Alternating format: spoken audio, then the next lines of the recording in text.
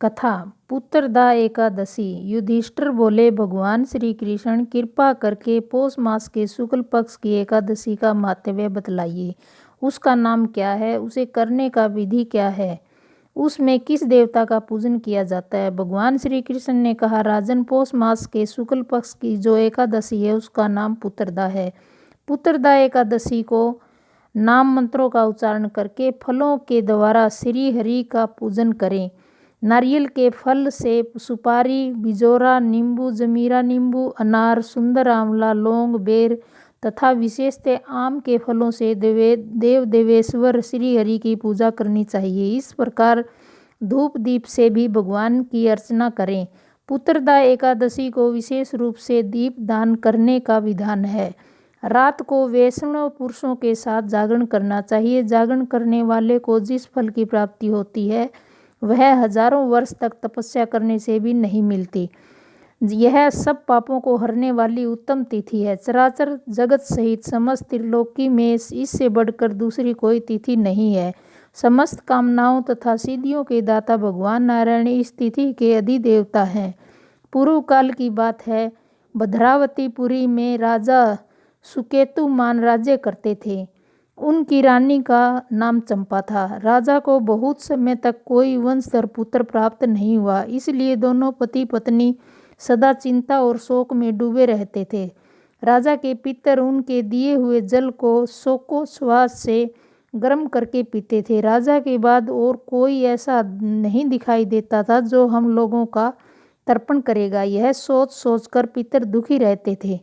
एक दिन राजा घोड़े पर सवार होकर गहन वन में चले गए। पुरोहित आदि किसी को भी इस बात का पता न था।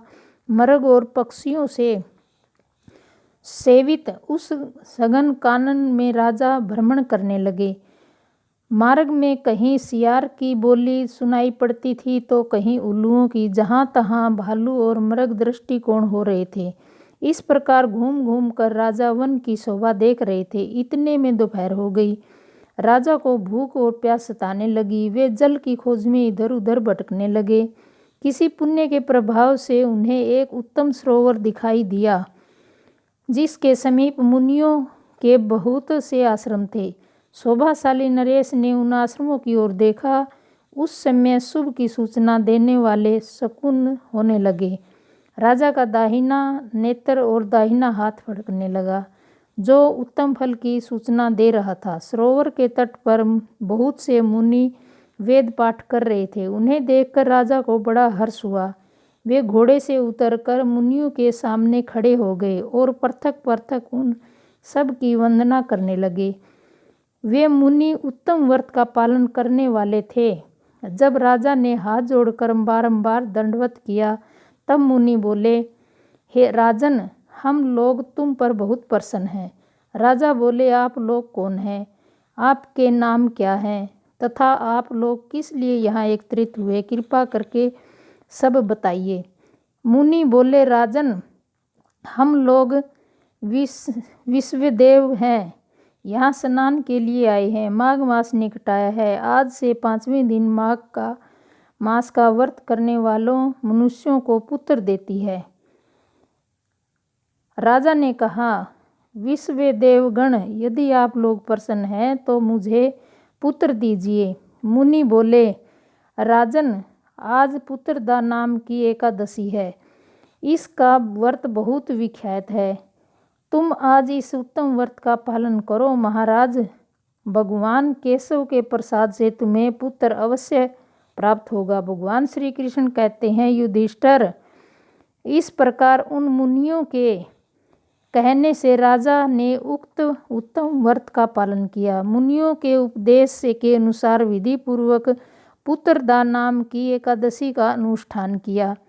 फिर द्वादशी को प्रण करके मुनियों के चरणों में बारंबार मस्तक झुकाकर राजा अपने घर आए। तदंतर रानी ने गर्भ धारण किया। प्रसव काल आने पर पुण्य कर्मा राजा को तेजस्वी पुत्र प्राप्त हुआ जिससे अपने गुणों से पिता को संतुष्ट कर दिया। वह प्रजा का पालक हुआ। इसलिए राजन, पुत्रदा का उत्तम व्रत अवश्य करना चाहिए। मैंने लोगों के हित के लिए तुम्हारे सामने इसका वर्णन किया है। जो मनुष्य एकाग्रचित्त होकर पुत्रदान एकादशी का व्रत करते हैं वे इस लोक में पुत्र पाकर मृत्यु के पश्चात स्वर्गगामी होते हैं। इस महात्म्य को पढ़ने और सुनने से अग्नि स्टोम यज्ञ का फल मिलता है। अगर वीडियो अच्छी लगी तो लाइक करें, शेयर करें, सब्सक्राइब करें ताकि वीडियो की नोटिफिकेशन सबसे पहले आप तक पहुंचे। Thank you.